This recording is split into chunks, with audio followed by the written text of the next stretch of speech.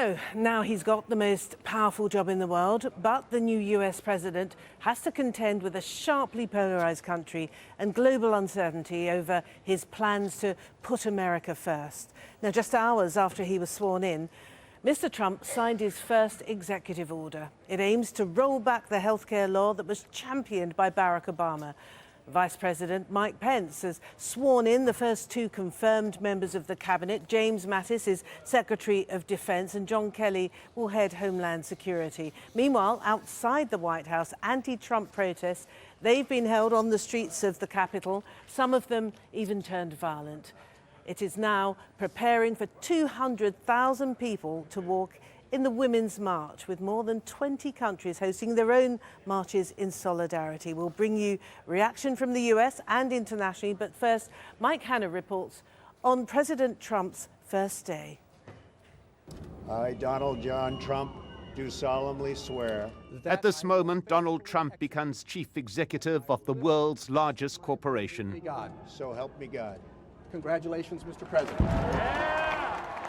He said he would run the United States as a business, and from this day he heads a staff of nearly 3 million civilians and 1.5 million members of the armed services. In his first speech as President Donald Trump, his tone was dark, his criticism of the Washington elite sharing the platform blunt. For too long, a small group in our nation's capital has reaped the rewards of government, while the people have borne the cost. And presented to the people the vision of a nation looking inwards rather than out. From this day forward, a new vision will govern our land. From this day forward, it's going to be only America first. America first. Earlier in the day, the outgoing president left a note in the Oval Office for his successor.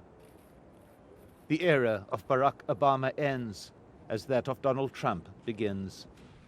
One of his first actions as president, an executive order on the Affordable Care Act, or Obamacare, this having little immediate impact and regarded as more a statement of his intent to begin the complicated process of repealing it.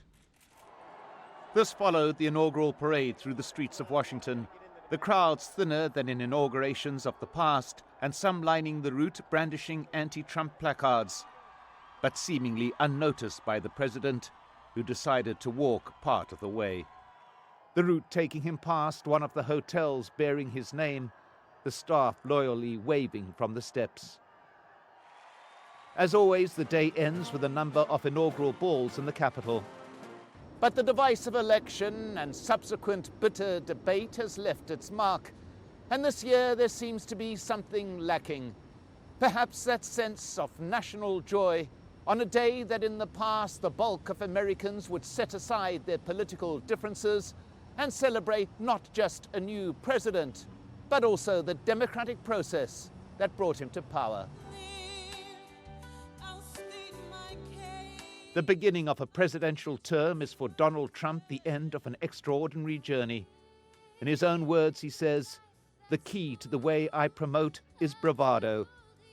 The bravado is as evident now as it was at the beginning of his long campaign, and whether or not it's tempered by the office, he's likely to continue doing things his way.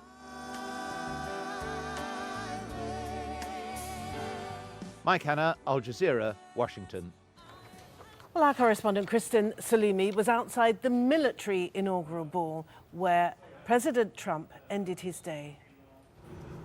President Trump and the First Family capped off a day of pomp and circumstance with a night of celebration. 3 official inaugural balls, the last one taking place behind me, the Salute to the Armed Services Ball. In attendance, some very high-profile guests, the new Secretary of Defense, former Marine General James Mattis, John Kelly, the new head of Homeland Security. There are also Pentagon chiefs here, Pentagon officials, as well as rank-and-file members of the military and first responders. The president took the time to talk to troops overseas by video conference. people serving in Iraq and Afghanistan, to thank them for their service. And he also danced with soldiers at this ball. But after he and Melania Trump took their first dance as the first couple to the song My Way by Frank Sinatra.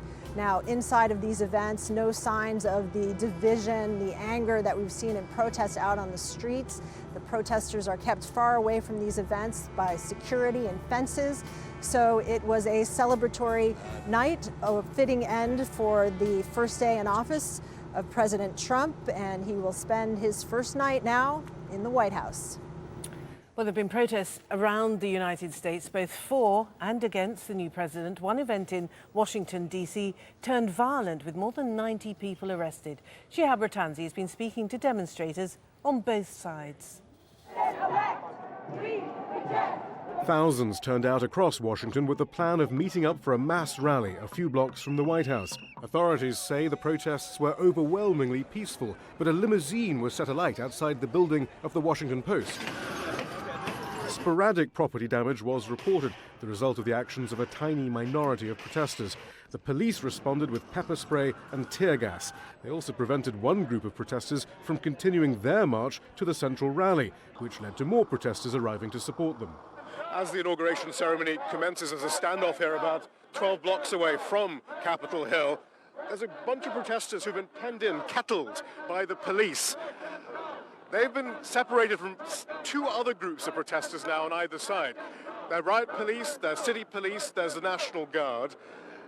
Over here on the left, we see another group of protesters who are chanting, "Let them go." And then over there, across the street, we can see yet another group of protesters who are also chanting for the protesters to be let go. Those recording events were also targeted by the police. What happened?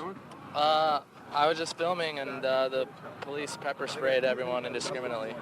The speeches at the rallies focused on what to do now that President Trump has been inaugurated. And this is where both opponents and supporters of Trump were in agreement. One objective, to transform the Democratic Party.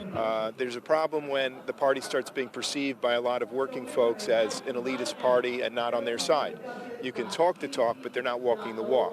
So the way back for the Democratic Party is to start banning corporate money, start raising money from the grassroots. Protests were held across the country. Some 3,000 turned out in San Francisco, not, they said, against Donald Trump, but in favor of love. There were similar scenes in several other states. Activists say they're organizing what they call 100 days of resistance. The next major event is on Saturday. In several cities, including in Washington, hundreds of thousands are expected to march. Organizers hope the crowds will surpass those who turned out for the inauguration. This was the cue simply to buy signs for Saturday's protest in the Capitol. It's insane. I thought a few people would stop in the store, but instead every single day now for about 4 days we've had this line down the block. There is fear among those who are protesting, but also hope and determination. After all, they say, President Trump lost the popular vote by 3 million votes, some 10 million votes if third parties and independents are included. These activists feel the American people are on their side. Shihab Ratanzi, Al Jazeera, Washington. Well, today, Saturday, thousands of women in the US Capitol are planning to stage a protest against President Trump's attitude to women.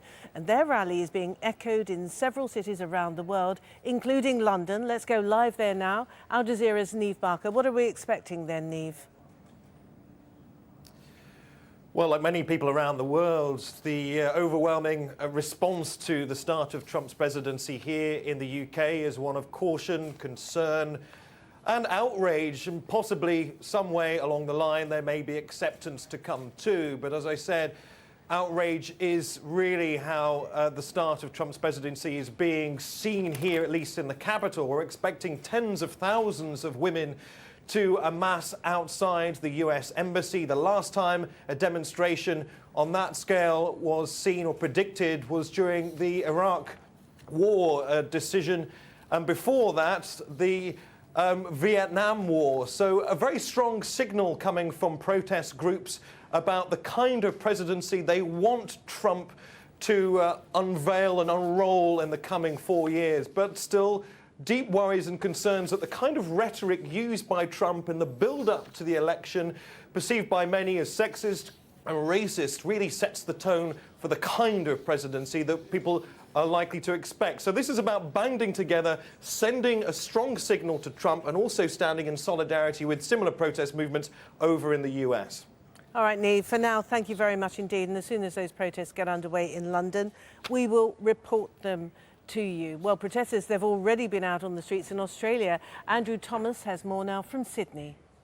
During the week, organisers were expecting about 5,000 people at this protester march, but in fact, more than that number have turned up. Those here say they're not protesting so much against Donald Trump, the man, as everything he stands for. In their eyes, xenophobia, racism and misogyny. This march is organised by a group called the Women's March on Sydney, but it's not just women here.